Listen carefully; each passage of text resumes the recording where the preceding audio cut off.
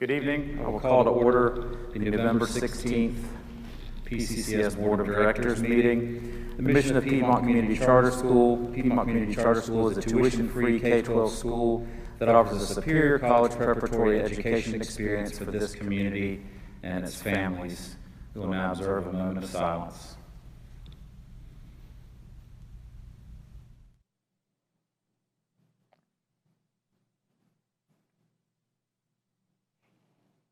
Thank you. Before we get into public comments, we need to make one agenda addition here. We need to add a calendar change approval under head of school report. Do I hear a motion? I make a motion to add to the agenda under head of school report a calendar approval. Second. Motion and a second. All those in favor? Aye. All those opposed? Thank you. All right, we'll get into public comments. Just a reminder for public comments, 3-minute time limit. I will have a alarm go off. I'll turn it off, but if you hear the alarm, please go ahead and wrap it up. First public comment, Grayson Yancey, Gastonia. Oh, so it's, okay. Christine Weir, I think. Sorry if that's wrong. What is it? West, sorry. Christine West of Gastonia. Thank you so much for your time today. Good evening, and here we are again, ready to discuss masks. At this point, it is abundantly clear that COVID is here for the long haul. We need to ask ourselves, how are we going to move forward as a PCCS community? We all have our opinions and feelings, and on those specifics, we will never agree. So we need to look for some common ground, a compromise based in respect, community, and progress. A solution that not only takes the opinion out of the equation, but also frees up your time as a board and alleviates anxiety over a monthly review for everyone. Of course, the last almost 2 years, every person has had a different experience, and now we find ourselves all in different places. If we have learned nothing else over the last 2 years, it has been proven that a one-size-fits-all solution will never work for everyone. But there is one thing we all want, and that is respect for our decisions. We do not have to look far for the information or data on how other plans work. We have 2 communities in the area that are similar to Gaston County, our neighbors in Union and Cabarrus counties. These counties have taken 2 different approaches. Union has been mask optional from school day 1, and they have not had a significant spread within the school. The data is public and on their website. I have forwarded this to the board. If you need the information, I'll be happy to do that again. Cabarrus County went mask optional on October 25th. Cabarrus County has a chart right on their website that lays out the community conditions for mask optional or mask mandatory. As the community changes, so do the masking rules. Again, I would refer you to their website for their data, and I think you'll be surprised. Their numbers are very similar to ours. I just got off the phone with a teacher in Cabarrus County. He said that they have had a minor uptick, but nothing to talk about as far as community spread within the school. And the numbers look similar to ours. Personally, I'd like to use the Union County model moving forward, but if that is not satisfactory to the community, I would respectfully request that you consider the Cabarrus County model. We need to let our teachers and administrators do what they do best, and that's teach our kids. I have not seen another survey come out, therefore I assume that you're still considering the parents' wishes regarding masking from August. Just to reiterate, masks optional is not anti-masking. In conclusion, I am asking we respect those who would like the option to not wear a mask. Thank you very much for your time. Thank you, Ms. West.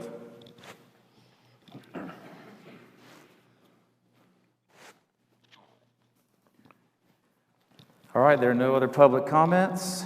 Item 4 is awards and recognition.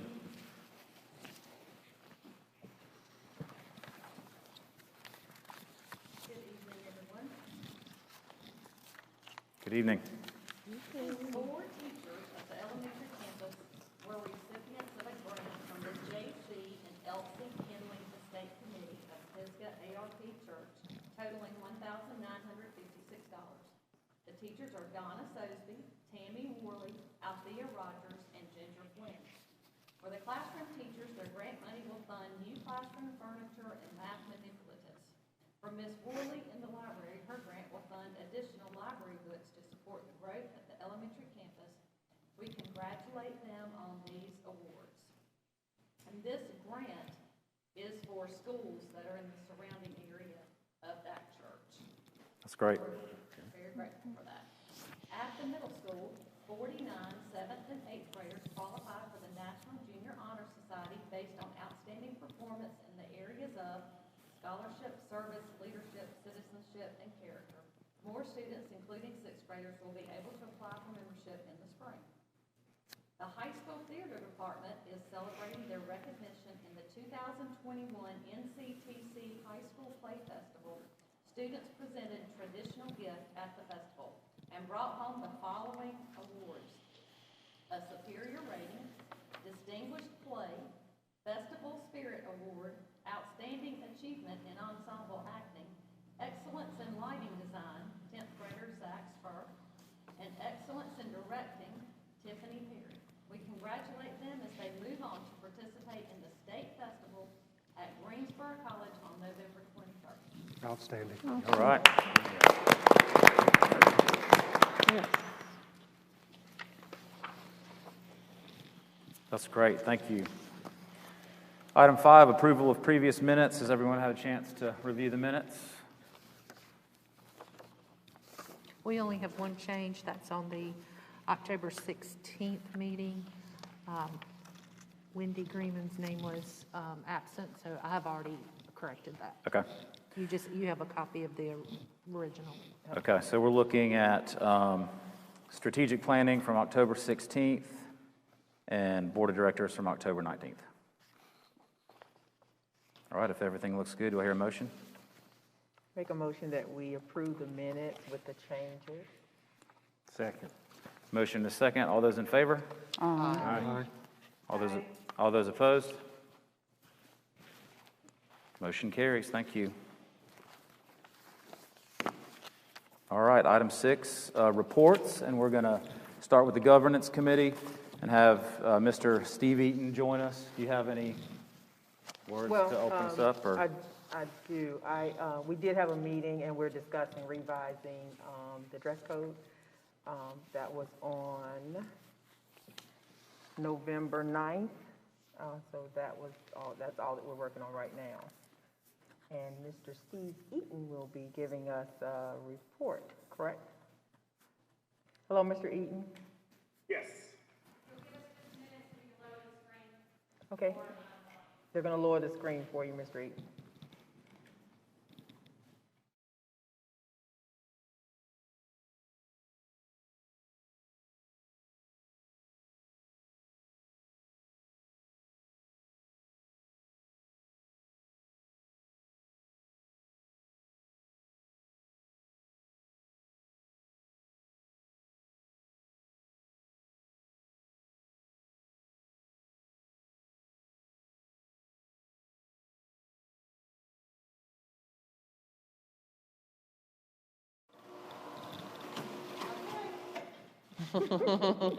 All right. Back it up. He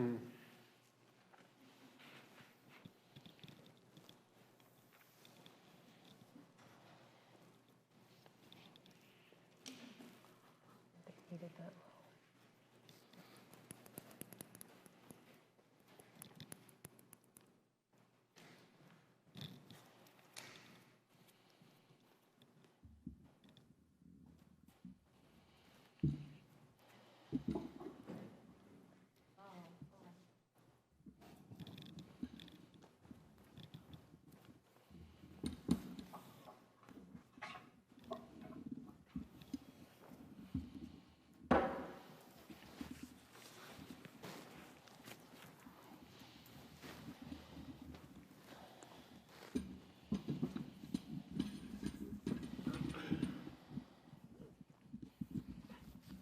Thank you. All right, Mr. Eaton, we're ready. All right, great, thank you. Good evening, Chairman Poole, members of the board, and Mrs. Killian. Thank you again for having me this evening. Thank you. Let's see if I can get my computer to work now.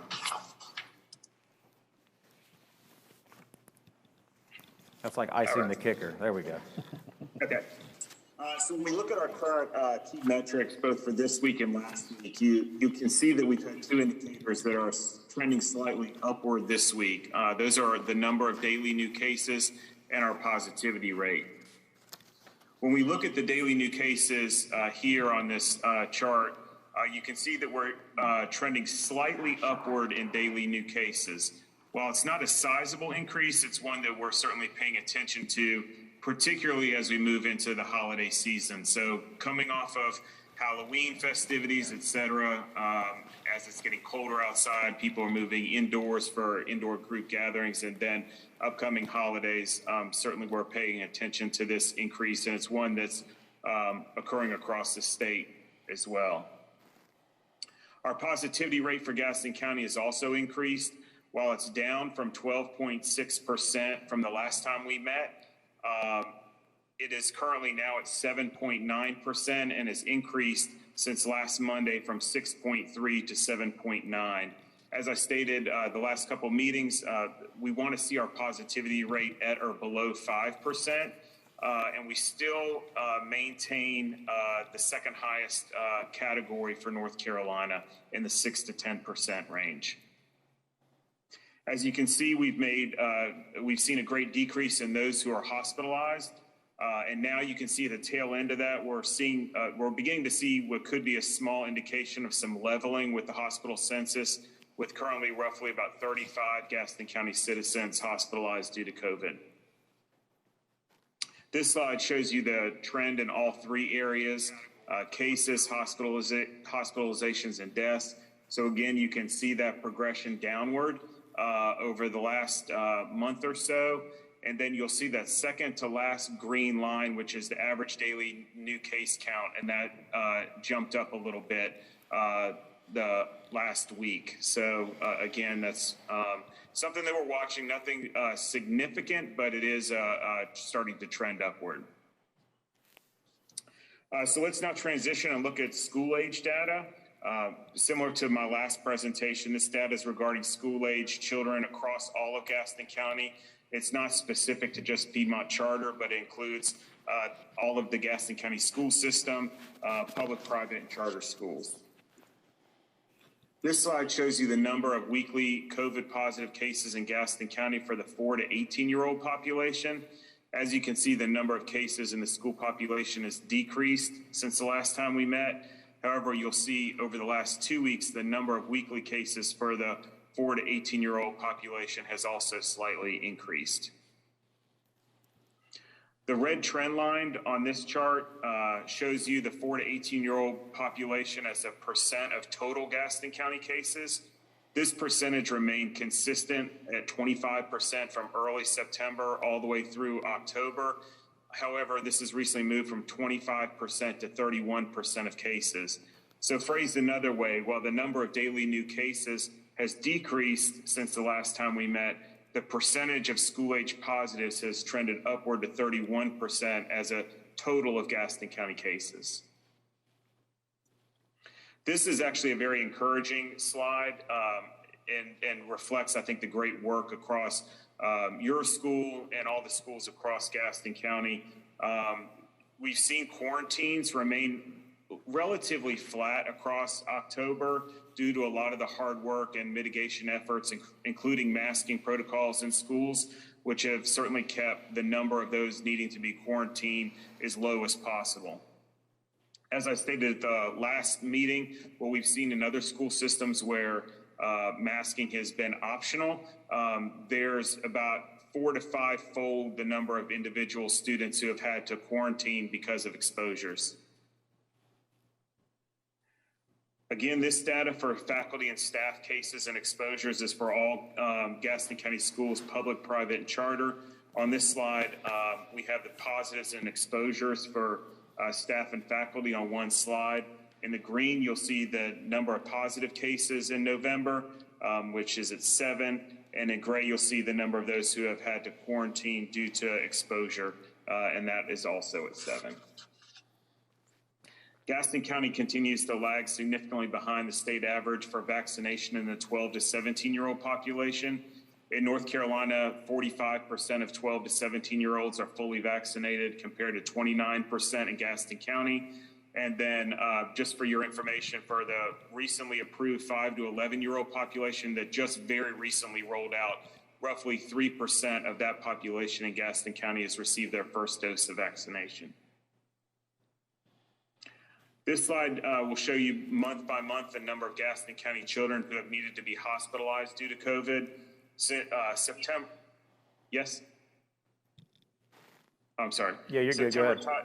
Okay. September tied our greatest amount for a month at 7, and currently in November we've had 1 pediatric child who's needed to be hospitalized.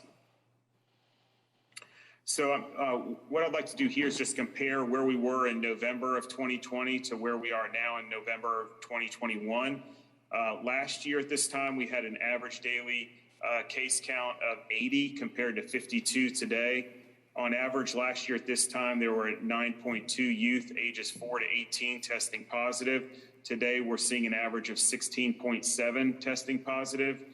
Our positivity rate last year was at 8.42%, and now it's at 7.9%. And the average COVID census at the hospital was 52 last year, and currently it stands at 28. So, as you may or may not be aware, this month, actually October 25th, North Carolina DHHS in the North Carolina Strong Schools Toolkit provided specific guidance regarding mask requirements based on community transmission metrics as defined by the CDC. So these are specific data metrics you all can take into consideration as you consider masking protocols. And really it harkens back to the CDC's data on local community transmission metrics. And these are determined by 2 indicators, the first being case rate and the second being positivity rate.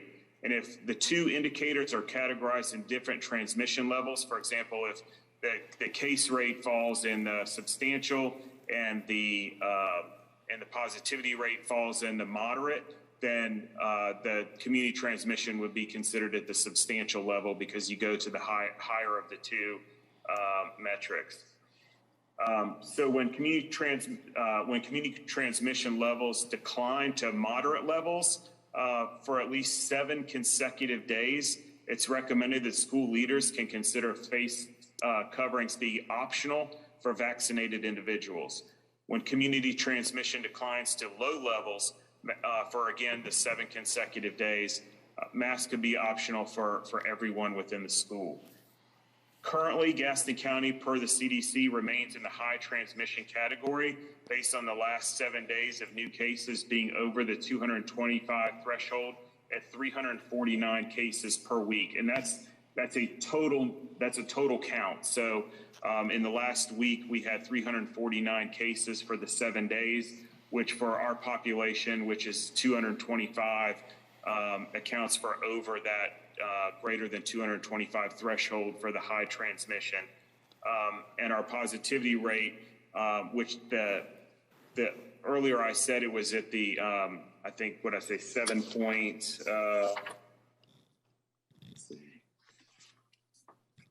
positivity rate was 7.9. I lost my page. Was in the 7? I think it was 7.4%.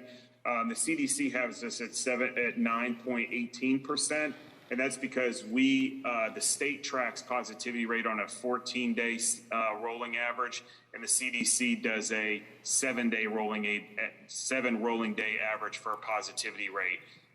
So in this category, it would be at 9.18%, which, based on those 2 metrics, would categorize Gaston County in the high transmission level.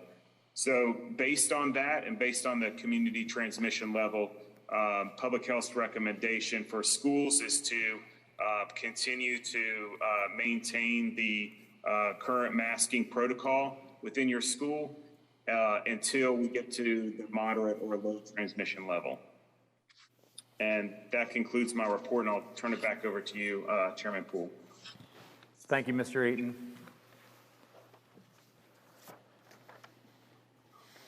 Are there any questions from Mr. Eaton?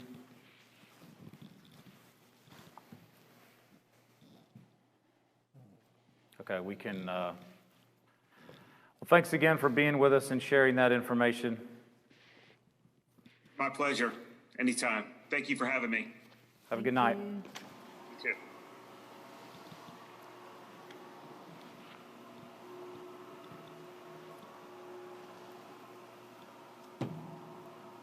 Do I need to do anything with this mic, or is it good? Good. All right, any comments, discussion? So in the past, we've just kind of assumed the way that we voted is that, you know, a motion is made to keep the policy, but really we need to look at someone making a motion, and then we vote on that specific motion, whether it's to amend or to uphold the current policy. So with that in mind, I'd like to, excuse me, I'd like to make a motion that we amend the current policy to make it optional, which is what we had talked about doing back over the summer. Second. motion is second. All those in favor? Aye. Aye. Aye. Aye. All those opposed? Nay. Nay. All right, the motion carries 4-3. So we will go masks optional, and that is effective immediately. The one thing to remember here is that in transportation, so in buses, it is a federal guideline that everyone is masked. So everyone will be masked while in a bus or a van, any kind of school transport. Okay, anything else from the governance committee? Thank you. 6B, finance committee. Okay.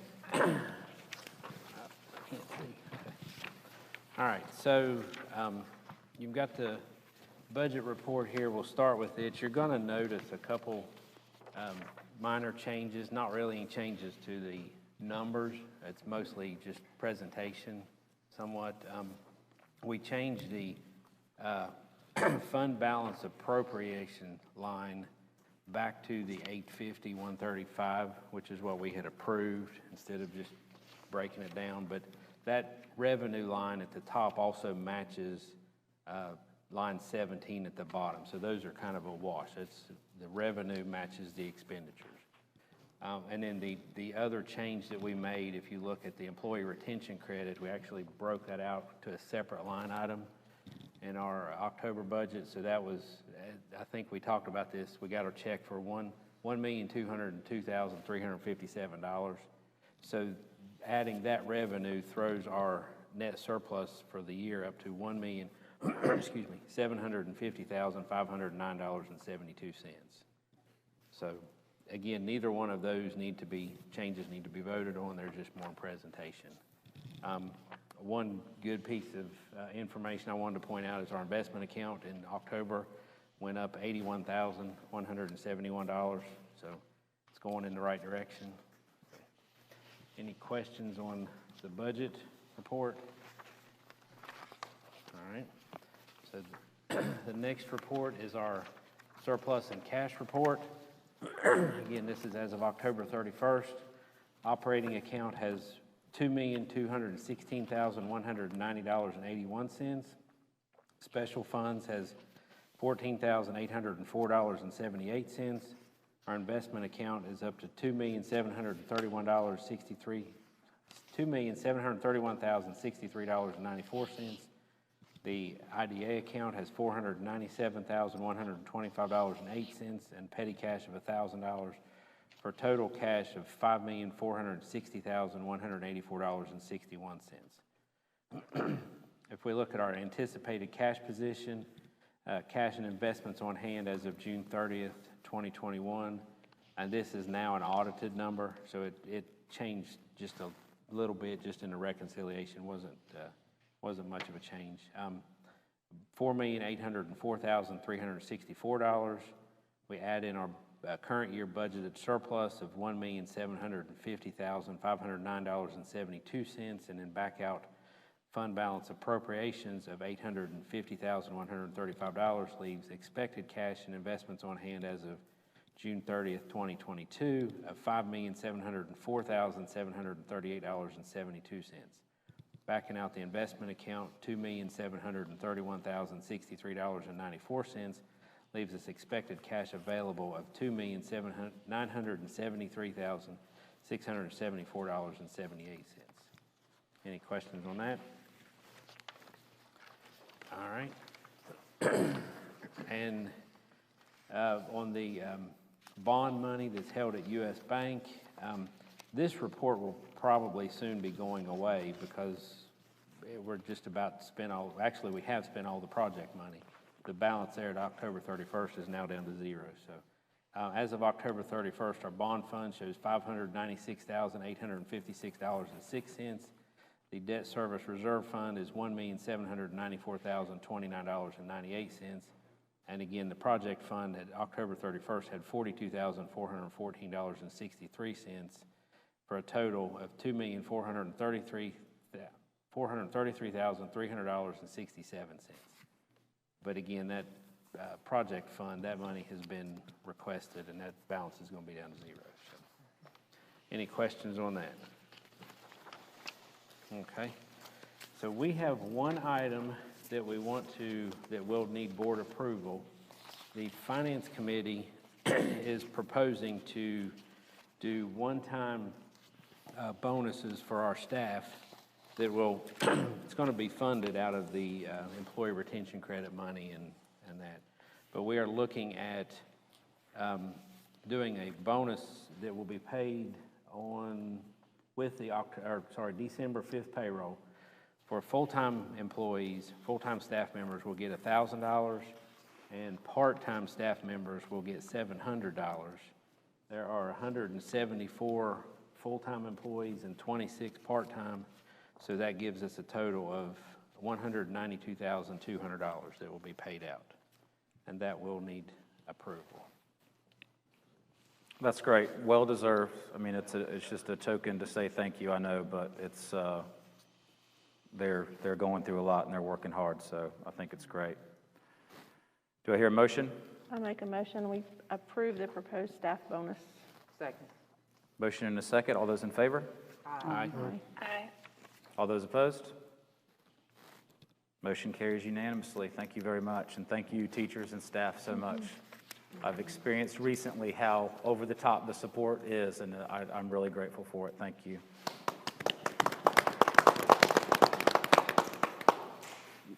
All right, and that is all we have. Great. That's good. Thank you. All right, item 6C, Head of School Report. Ms. Killen? Thank you, Mr. Poole.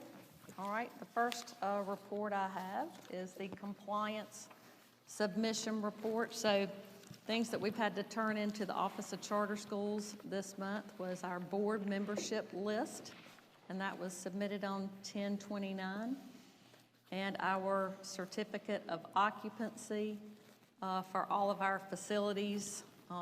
If you already have submitted them, you don't have to submit them again, but they're due, they're there. And then once the weight room is finished, we'll submit that one once we get that certificate of occupancy. For our bond loan reporting, which we have to upload to Emma, we had to upload the semi-annual investor call notice. So on or about each December 15th and February 15th, the borrower shall arrange a conference call with registered owners of our bonds, beneficial owners, and potential purchasers of the Series 2019 bonds regarding performance of the borrower and the school for the period ending with the preceding June 30th for the December call, or December 31st for the February call.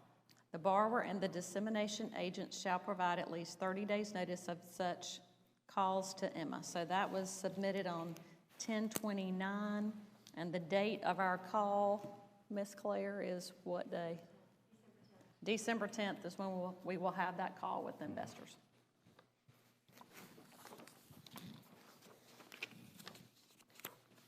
All right, our next report is enrollment. Our total enrolled as of November 8th was 1,850 students. We have 671 at the elementary campus, 643 at the middle school, and 536 at the high school. And you have the withdrawal report also to review.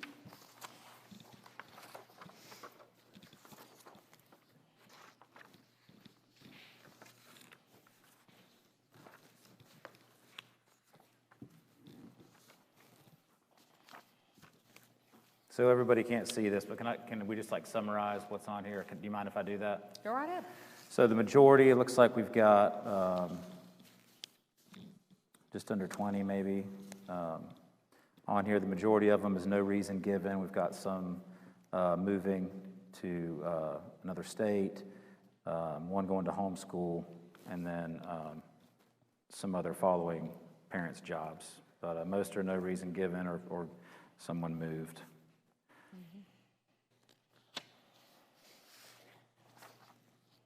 All right, so moving on to personnel. This month, we hired Frederick Caldwell. He is a first grade teacher assistant at the elementary campus. And we also have 2 new positions that will need approval. We need a part-time custodian at the elementary campus, and we need a full-time EC assistant at the high school. Okay. Any questions about that? Do I hear a motion? I make a motion that we accept the new positions of part-time custodian and full-time EC assistant. Second. Motion and a second. All those in favor? Aye. Aye. All those opposed? Motion carries unanimously. Okay, and the last item I have is I would like to change the December 21st full day of instruction to a half a day for staff and students. We have 2 extra days in our calendar based on the number of hours, and we want to use one of those, like a half a day, so that our staff can have that half a day right before the holiday. Great. Any questions? Do I hear a motion? I make a motion that we move December 21st from a full day of instruction to a half day of instruction. Second. Motion and a second. All those in favor? Aye. Aye. All those opposed? Motion carries unanimously.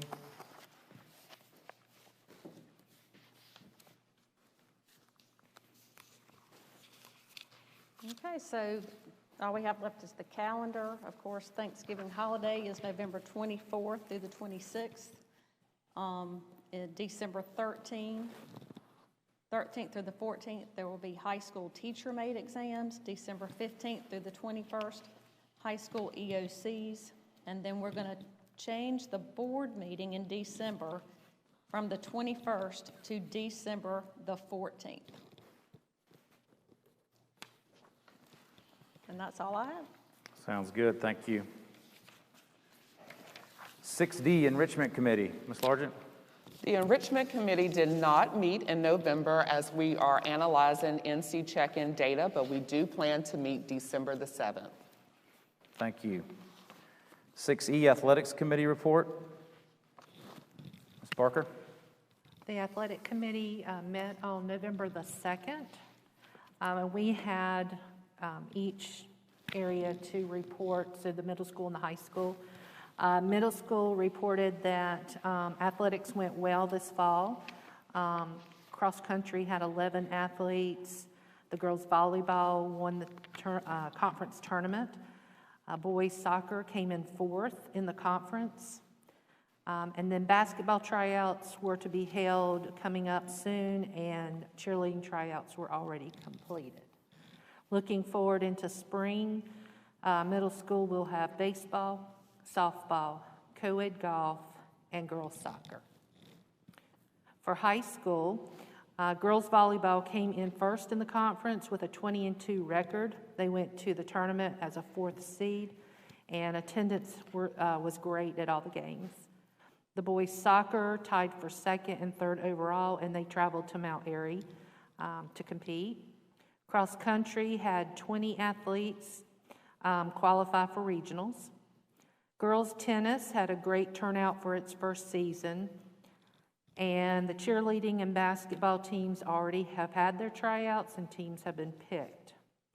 There was a swim team interest meeting that was held, and if they can find a pool that they can practice at, a team will be formed. If not, they'll have a club for this year.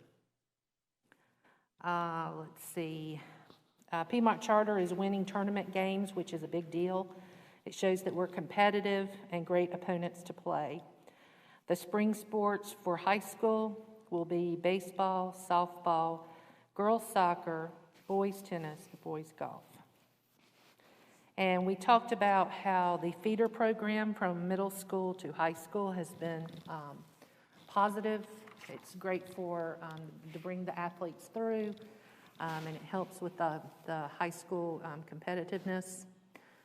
The new conference that the high school is in right now is growing, but there have been some issues, so they're taking a look at that.